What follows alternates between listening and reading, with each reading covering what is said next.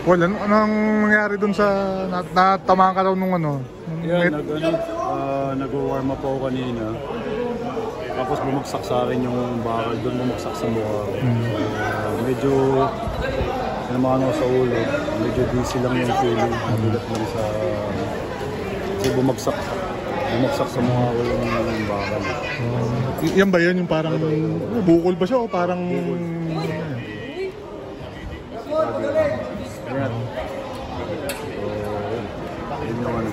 Nag-warm up lang ako din sa gilid. Freak accident naman, hindi naman ano. Pero, ano, maganda talaga. Magpapa-x-ray ka ba?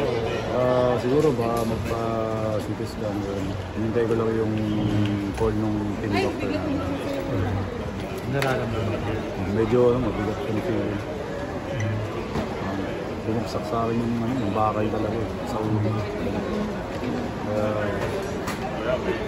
Ano yun? Yung nag-stretching ka, yung paa mo May ba? bands akong hawak. So nakatali yung bands doon.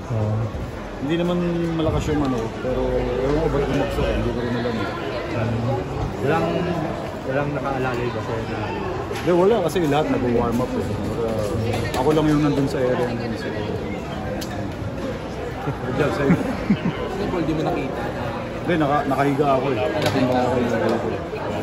Hawak-hawak ko yung bands.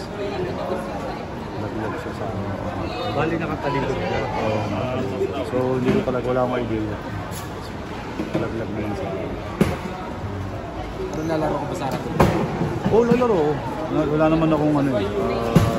Wala naman ang schedule na ano. That's the reason kung bakit hindi ako nakapaglaro ko.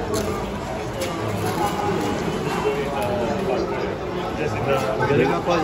Paul, thank you.